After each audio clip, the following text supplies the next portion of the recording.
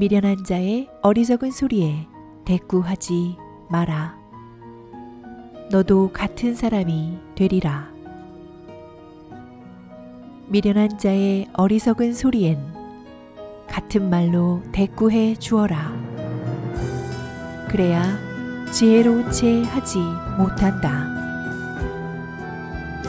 잠언.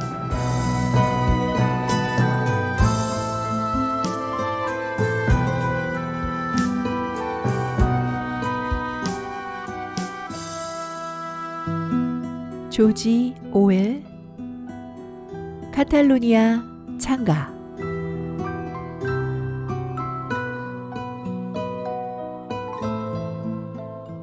제 4장.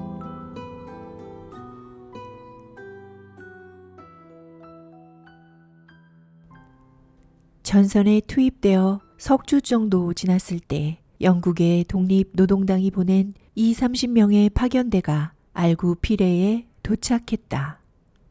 그쪽 전선의 영국 군인들을 한 곳에 주둔시키기로 결정이 났기 때문에 나와 윌리엄스도 파견대에 합류했다. 우리의 새로운 진지는 오스쿠로 산이었다. 전에 있던 곳에서 서쪽으로 몇 킬로미터 더 나아간 곳으로 사라고사가 시야에 들어왔다. 진지는 석회암으로 이루어진 면도날 같은 지형에 자리 잡고 있었다. 절벽에는 개천제비 둥지처럼 개인 호들을 수평으로 파놓았다. 그 호들은 땅속으로 엄청난 거리를 파고들었다. 안은 칠흑처럼 깜깜했다. 게다가 천장이 낮아서 일어서기는커녕 무릎조차 꿇을 수 없었다. 우리 왼쪽의 봉우리에는 통일노동당의 진지가 2개 더 있었다. 그 가운데 하나는 전선의 모든 병사들이 매력을 느끼는 곳이었다. 취사를 담당하는 여자 의용군 3명이 있었기 때문이다.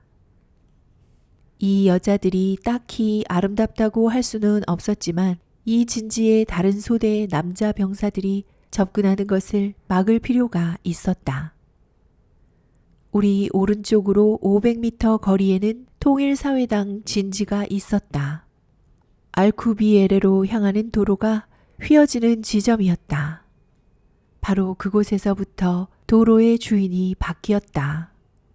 밤이면 우리의 보급 물자를 싣고 알쿠비에레로부터 꾸물거리며 다가오는 화물 트럭에 불빛이 보였다. 사라고사로부터 오는 파시스트 화물 트럭의 불빛도 동시에 보였다. 남서쪽으로 20km 정도 떨어진 곳에 사라고사도 보였다. 불을 켠 배의 현장들처럼 불빛이 가는 띠를 이루고 있었다.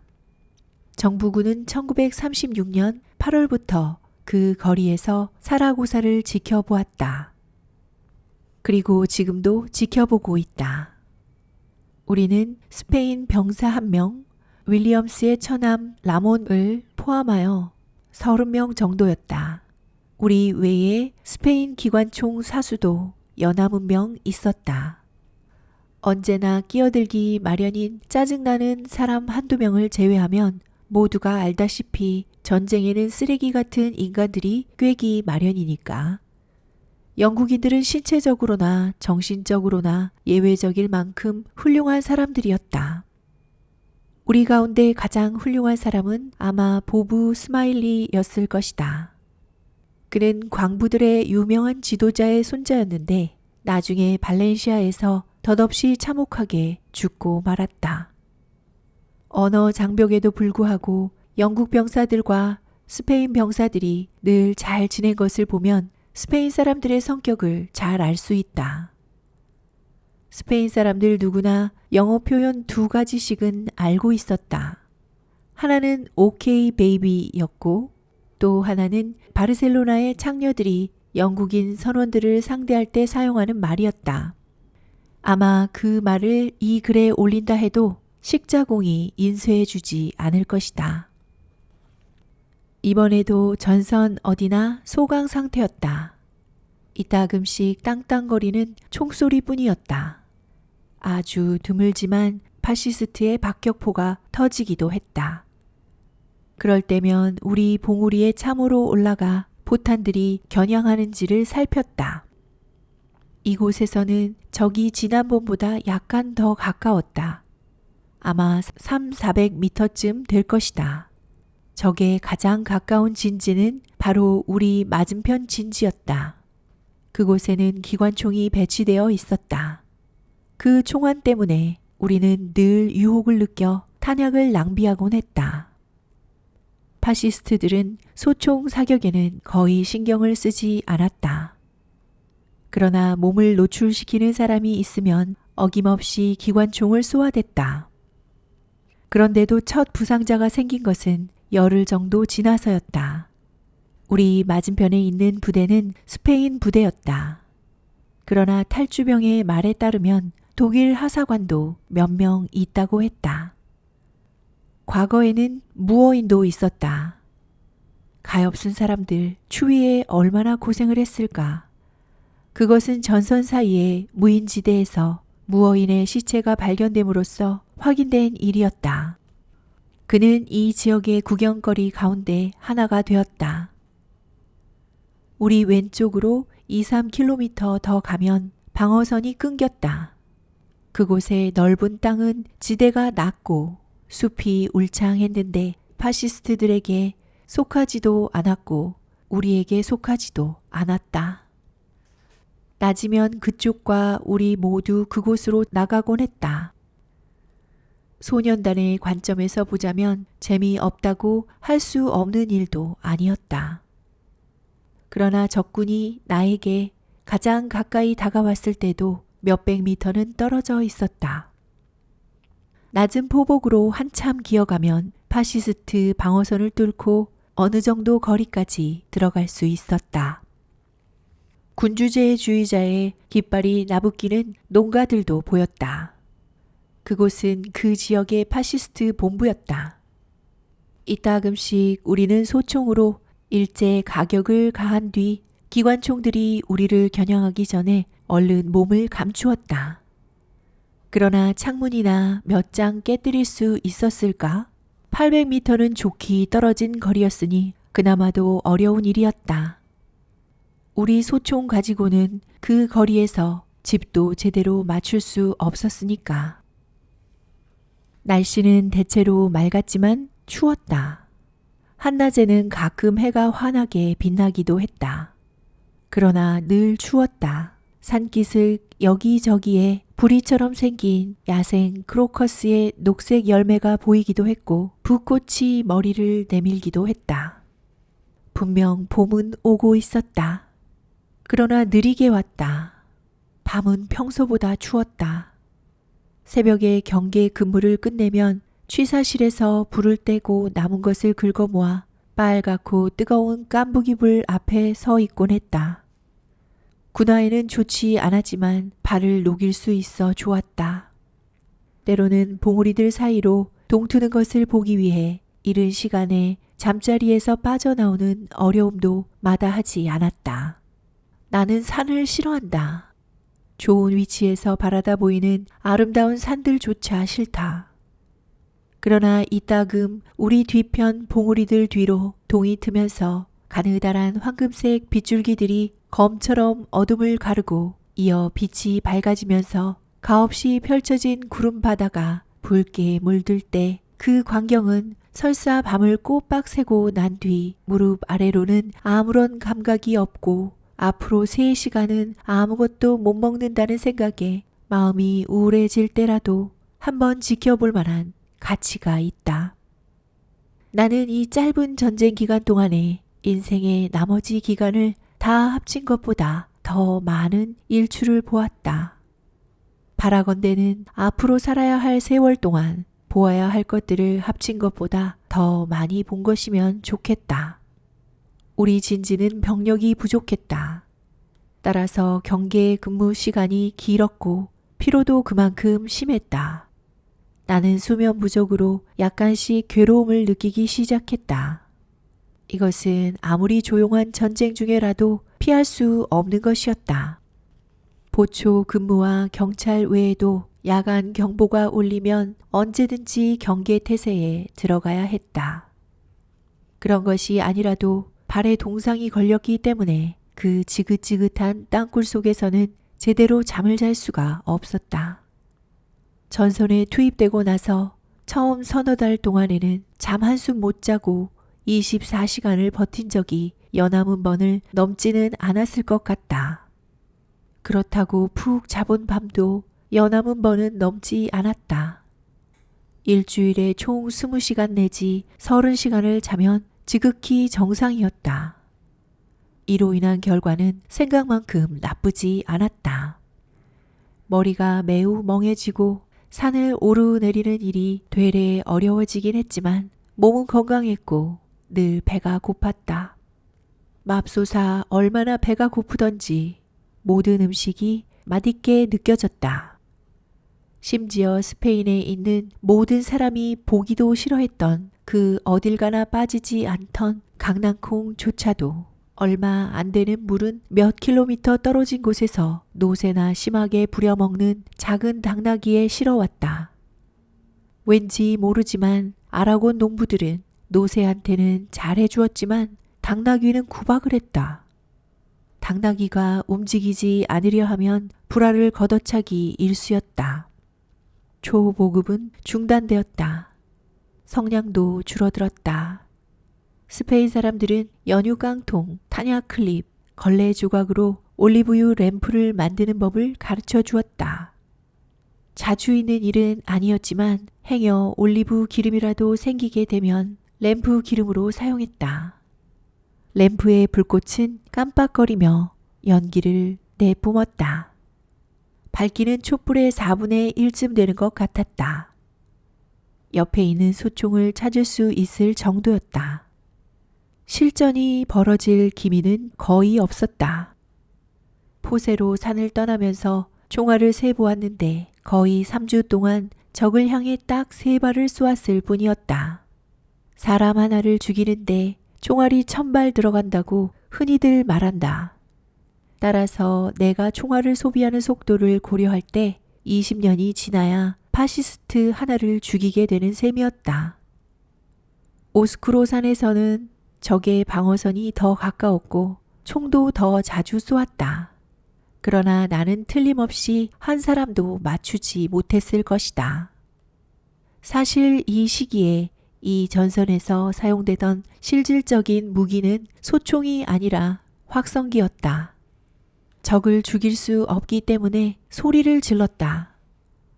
이런 전쟁 방법은 워낙 독특한 것이라서 설명이 좀 필요하다.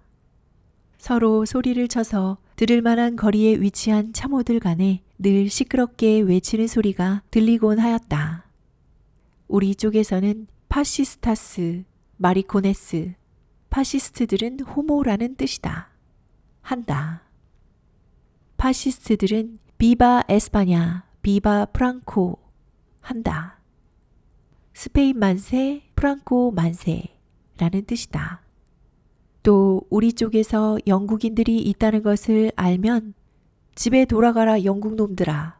우리는 외국인이 필요 없다 하고 외친다. 인민전선 정부는 정당 의용군들로 하여금 소리치며 선전을 하게 함으로써 적의 사기를 떨어뜨리는 새로운 정규 전술을 개발해 놓았다. 적당한 위치에 있는 사람들, 보통은 기관총 사수들이었는데 에게 소리치는 임무를 맡기고 확성기도 주었다. 보통 그들은 틀에 박힌 내용을 외쳐댔다. 혁명적 정서가 가득한 내용이었다. 파시스트 병사들에게 너희들은 국제 자본주의의 하수인에 불과하다. 너희들은 너희 자신의 계급에 대항하여 싸우는 것이다. 하는 식으로 설명하면서 우리 편으로 넘어올 것을 촉구하였다. 병사들은 교대해 가면서 같은 내용을 되풀이하였다. 어떤 때는 거의 밤새도록 계속되었다. 이것이 나름의 효과가 있다는 데에 대해서는 거의 의심의 여지가 없었다. 드문드문 넘어오는 파시스트 탈영병들이 어느 정도는 그런 선전의 영향을 받았다는 것에 모두 동의했다. 생각해보라. 가엾은 보초가 사회주의나 무정부주의적인 노동조합의 조합원이었다가 자기 의사에 반해 징집된 병사일 가능성이 많았다. 경계 근무를 하며 추위에 떨고 있을 때 어둠 속에서 되풀이하여 울려 퍼지는 너희 자신의 계급에 대항하여 싸우지 말라 하는 구호는 가슴 한구석을 찌르지 않을 리 없다. 그것이 타령하느냐 타령하지 않느냐를 고민할 때 결정적인 계기가 될 수도 있다. 물론 그런 방식은 영국적인 전쟁 개념에는 들어맞지 않는다. 솔직히 나도 그것을 처음 보았을 때는 놀랍고 창피했다. 적을 쏘는 대신 마음을 고쳐먹게 만들다니. 그러나 지금은 어떤 관점에서 보더라도 정당한 작전 행동이었다고 생각한다. 포가 없는 일반적인 참호전에서는 적에게 사상자를 내려고 하다 보면 이쪽에서도 같은 숫자의 사상자가 생기기 십상이다. 따라서 만일 적군 몇 명을 탈영시킴으로써 적의 전력에 손실을 입힌다면 그만큼 더 좋다고 할 수 있다.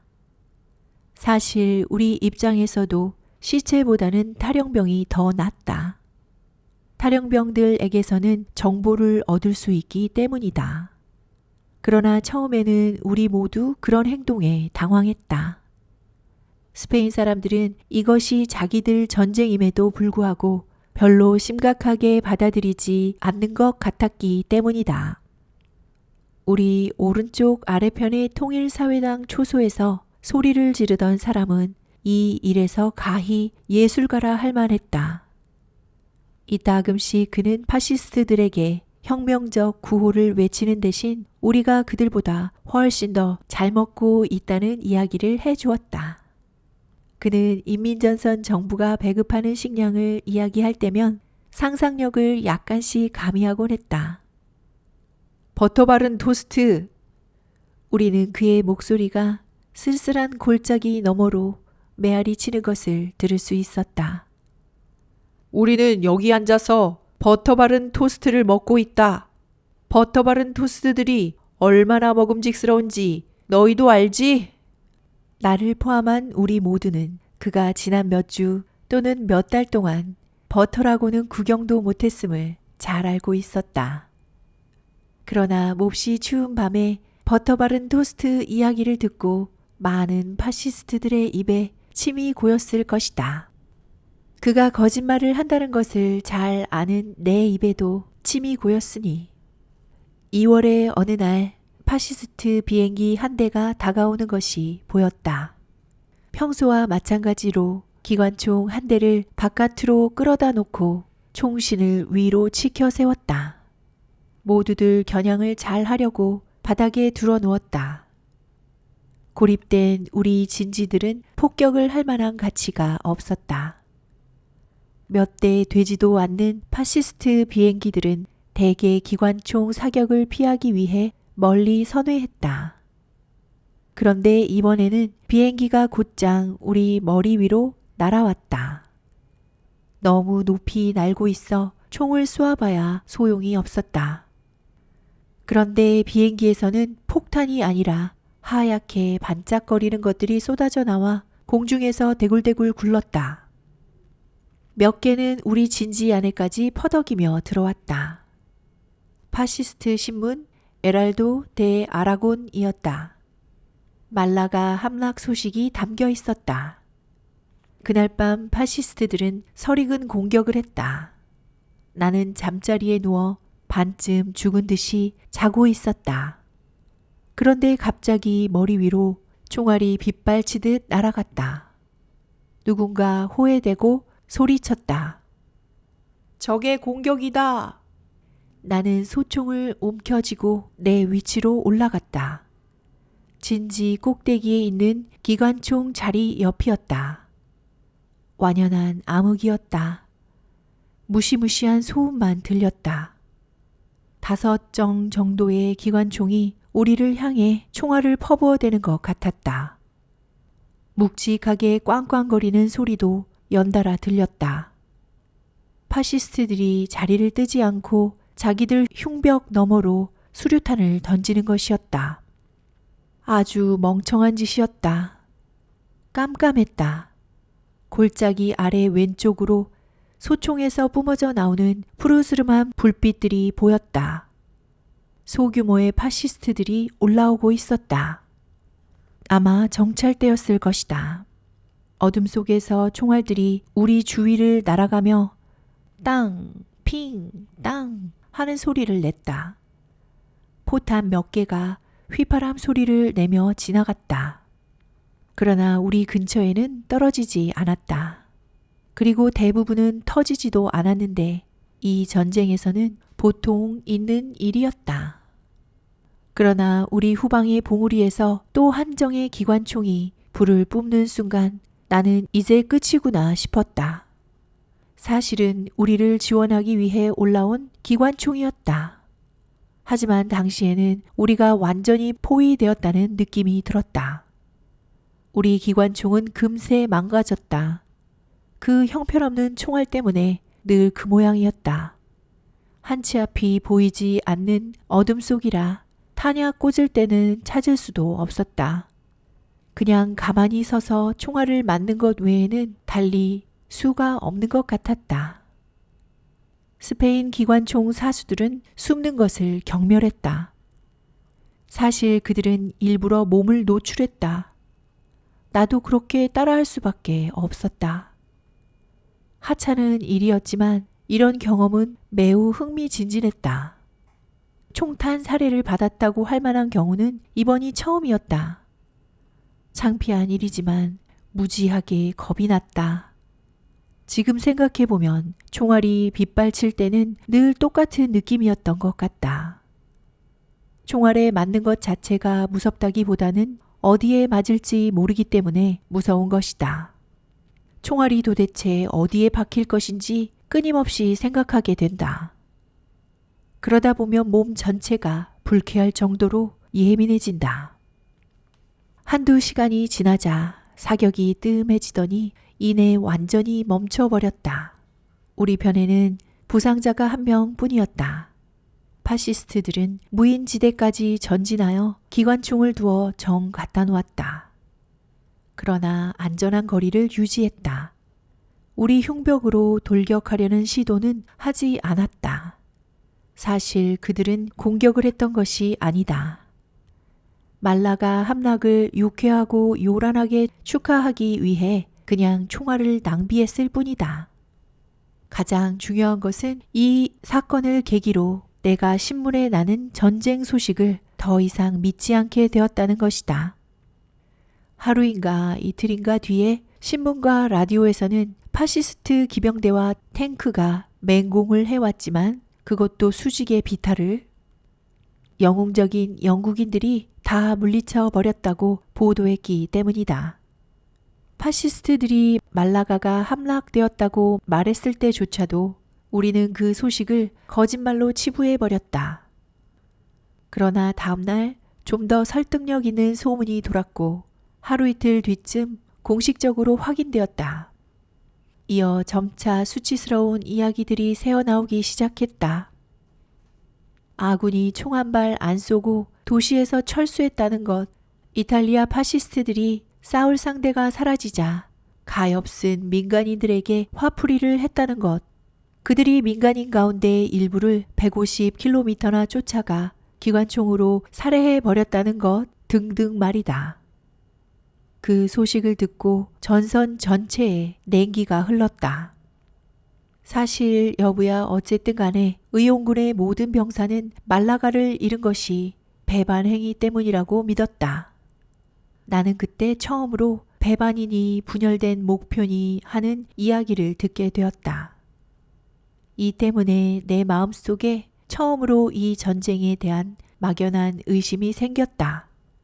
그 전까지만 해도 옳고 그른 것이 아름다울 정도로 명쾌해 보였는데 이제는 달라진 것이다.